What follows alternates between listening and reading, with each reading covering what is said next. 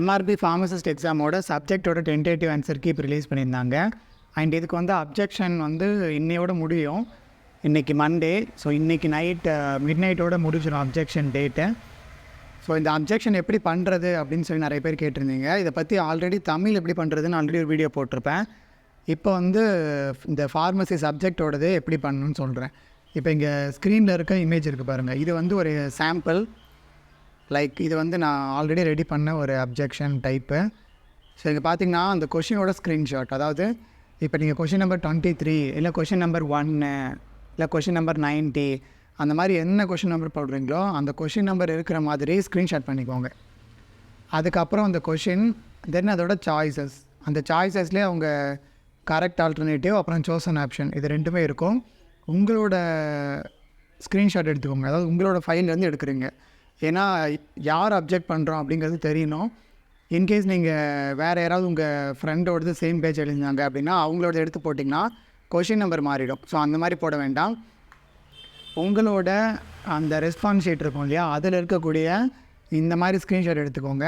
So question number 23னா 23. இது ஏன் அப்படி போடணும் அப்படின்னா, ஏன்னா அப்போ தான் MRB வந்து அவங்க உங்களோட ரெஸ்பான்ஸ் ஷீட் வச்சு தான் பார்ப்பாங்க.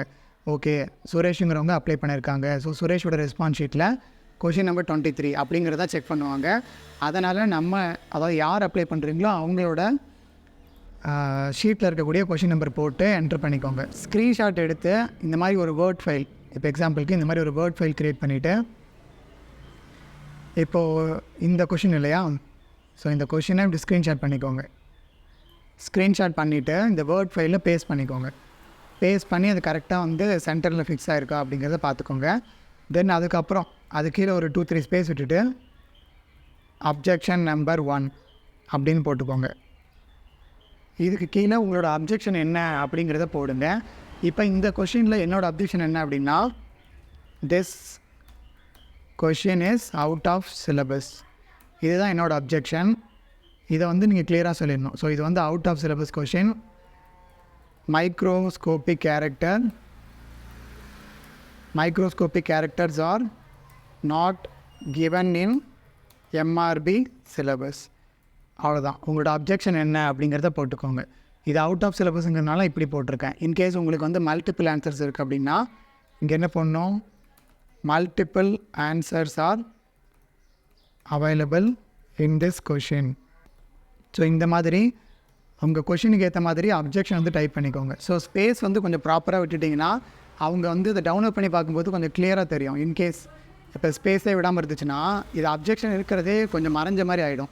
ஸோ ஸ்பேஸ் கொஞ்சம் ப்ராப்பராக விட்டுக்கோங்க. இதுக்கப்புறம் இப்போ அவுட் ஆஃப் சிலபஸ்ன்னு சொல்லிட்டேன், பட் அதை சப்போர்ட் பண்ணுறதுக்கு நமக்கு எவிடன்ஸ் தேவை. இப்போ நம்ம டிஃபார்ம் சிலபஸ் எடுத்துட்டோன்னா இங்கே ஃபார்மகாக்னிசிவ் சிலபஸ் இருக்குது. இதில் பாருங்கள், இங்கே என்ன, அதாவது இந்த சோர்ஸஸோட, இந்த பிளான் சோர்ஸஸோட என்னென்ன படிக்கணும் அப்படிங்கிறது இங்கே கொடுத்துருக்காங்க. இதில் மைக்ரோஸ்கோபிக் கேரக்டர் அப்படிங்கிறது அவங்க கொடுக்கல. ஸோ இந்த இடத்துல எந்த இடத்துலையுமே மைக்ரோஸ்கோபிக் கேரக்டர் அப்படிங்கிற வேர்டே இல்லை.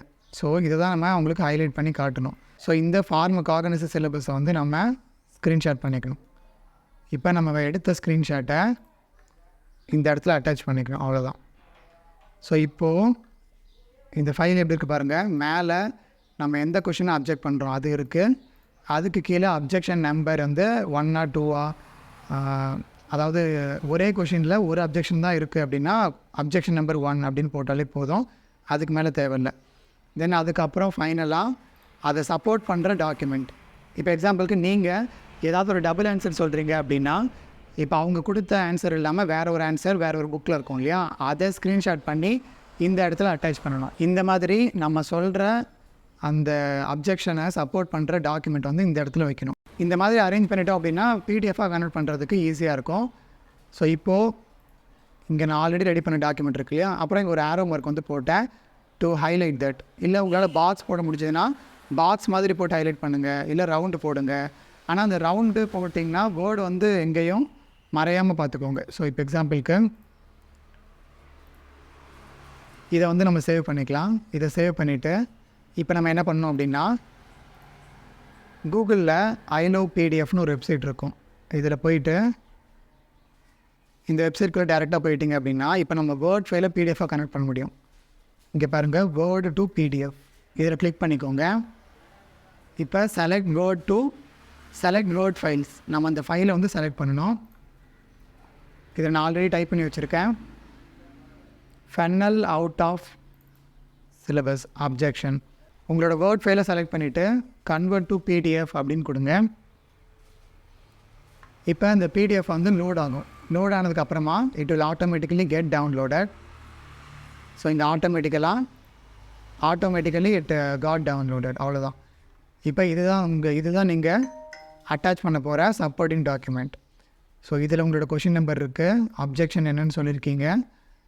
அண்ட் அப்ஜெக்ஷன் என்னென்னு சொல்லி நீங்கள் ஆல்ரெடி வந்து முன்னாடியே டைப் பண்ணியிருப்பீங்க. ஸோ இருந்தாலும் இது வந்து ஒரு கிளாரிஃபிகேஷனுக்காக இது வந்து டைப் பண்ணிக்கிறீங்க. அதுக்கப்புறம் உங்களோட சப்போர்ட்டிங் டாக்குமெண்ட் இது எல்லாத்தையும் சேர்த்து அட்டாச் பண்ணிட்டீங்க. இப்போது இந்த ஃபைல் இருக்கு இல்லையா, இந்த ஃபைலில் வந்து நேம் போட்டுக்கோங்க. இந்த ஃபைலோட நேம் வந்து சப்போர்ட்டிங் டாக்குமெண்ட் அப்படின்னு போட்டுக்கோங்க. சப்போர்ட்டிங் டாக்குமெண்ட்னு போட்டு சேவ் பண்ணி வச்சுக்கோங்க, அவ்வளோதான். இப்போ நம்ம எம்ஆர்பி வெப்சைட் போயிட்டு வெப்சைட்குள்ளே போனதும் அந்த பேஜ் இருக்கும் இல்லையா, சர்வர் எரர் வந்துச்சுன்னா அது பின்னாடி ஓப்பன் ஆகும். So don't worry about that. இப்போ வந்து ஆக்சுவலாக சர்வர் எரரில் இருக்குது. மேபி அவங்க ஓப்பன் பண்ணிவிடுவாங்க. அவங்க ஓப்பன் பண்ணதுக்கப்புறம் நீங்கள் உள்ளே போயிட்டு அந்த வெப்சைட்டோட ஹோம் பேஜில் அந்த அப்ஜெக்ஷன் ட்ராக்கர்னு ஒன்று இருக்கும் இல்லையா, அதில் கிளிக் பண்ணிக்கோங்க. அதில் கிளிக் பண்ணி ஆஸ் யூஷுவல் உங்களோட ரோல் நம்பர், தென் உங்களோட டேட் ஆஃப் பர்த், அப்புறம் டேட் ஆஃப் எக்ஸாம், அதுக்கப்புறம் பேட்ச் செலக்ட் பண்ணிவிட்டு தென் ரீகேப்சா என்ட்ரு பண்ணிவிட்டு சப்மிட் கொடுத்தீங்க அப்படின்னா உள்ளே போகும் இல்லையா. அப்போது இந்த சப்போர்ட்டிங் டாக்குமெண்ட்னு சொல்லி ஒரு பிடிஎஃப் அட்டாச் பண்ணுற மாதிரி ஒரு சைட் இருக்கும். அதில் வந்து கிளிக் பண்ணிங்கன்னா இந்த பிடிஎஃபை செலக்ட் பண்ணிங்கன்னா போதும், உங்களோட ஃபார்ம் வந்து சப்மிட் ஆகிடும்.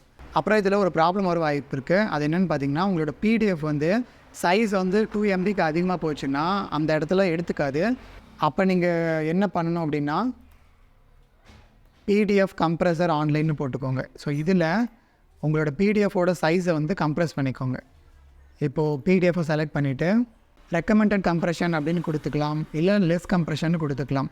இதில் எது வந்து உங்களுக்கு ஃபைலுக்கு ஏற்ற மாதிரி வருதோ அதை கொடுத்து கம்ப்ரெஸ் கொடுத்துக்கோங்க. இப்போ கம்ப்ரெஸ் கொடுத்திங்கன்னா ஃபைல் வந்து டவுன்லோட் ஆகிடும். ஸோ இப்போ இது பார்த்திங்கன்னா வெறும் 242 KB தான். முன்னாடி இருந்தது பார்த்திங்கன்னா 517 KB, பட் இப்போ கம்ப்ரெஸ் ஆனது 241 KB. ஸோ இந்த மாதிரி நீங்கள் பிடிஎஃபோட குவாலிட்டி ரெடியூஸ் பண்ணிட்டிங்கன்னா, அதாவது அதோட சைஸை ரெடியூஸ் பண்ணிட்டிங்கன்னா, இன்கேஸ் உங்களுக்கு ப்ராப்ளம் அரைஸ் ஆச்சு அப்படின்னா இதை வந்து யூட்டிலைஸ் பண்ணிக்கோங்க. இந்த எம்ஆர்பி எக்ஸாமில் வேறு என்னென்ன அப்ஜெக்ஷன்லாம் இருக்குது அப்படிங்கிறத ஆல்ரெடி ஒரு 15 வீடியோஸ், அதாவது 15 கொஷின்ஸ் வந்து அப்ஜெக்ஷன் இருக்கக்கூடிய கொஷின்ஸ் ஆல்ரெடி யூடியூப்பில் அப்லோட் பண்ணியிருக்கேன். அதெல்லாம் நீங்கள் இன்னும் பார்க்கல அப்படின்னா டிஸ்கிரிப்ஷனில் லிங்க் இருக்கும், செக் பண்ணிக்கோங்க. அதில் உங்கள் பேட்சுக்கு எது வந்து செட் ஆகுமோ, உங்களுக்கு எது தேவையோ அந்த அப்ஜெக்ஷனை நீங்கள் மேக் பண்ணிக்கலாம். ஸோ அப்ஜெக்ஷன் எப்படி பண்ணணும் அப்படிங்கிறத வந்து இந்த வீடியோவில் நீங்கள் பார்த்து தெரிஞ்சிட்ருப்பீங்க. இந்த மாதிரி ஒரு சப்போர்ட்டிவ் டாக்குமெண்ட் மட்டும் ரெடி பண்ணிவிட்டு நீங்களே வந்து உங்களோட அப்ஜெக்ஷனை வந்து ஆட் பண்ணிக்கலாம். டேரெக்டாக நீங்கள் உள்ளே போயிட்டு ஃபுல்லாக லாகின் பண்ணிவிட்டு ஆட் அப்ஜெக்ஷன் கொடுத்து 2-3 அப்ஜெக்ஷன் இருந்துச்சுன்னா ஆடுன்னு கொடுத்து ஃபைனலாக சப்மிட் பண்ணிங்க அப்படின்னா உங்களோட அப்ஜெக்ஷன் வந்து சப்மிட் ஆகிடும். So this is all for this video. And இந்த வீடியோ உங்கள் ஃப்ரெண்ட்ஸ் சர்க்கிள் ஹெல்ப்ஃபுல்லாக இருக்குன்னு நினச்சிங்கன்னா அவங்களுக்கும் ஷேர் பண்ணுங்கள். அண்ட் இதே மாதிரி வீடியோஸ் பார்க்குறதுக்கு நம்ம சேனலை சப்ஸ்கிரைப் பண்ணி பெல் ஐக்கானை ஆல் கொடுத்து வச்சுக்கோங்க. இதே மாதிரி நெக்ஸ்ட் வீடியோட மீட் பண்ணுறேன். And then's bye from Vasanth Murugesan.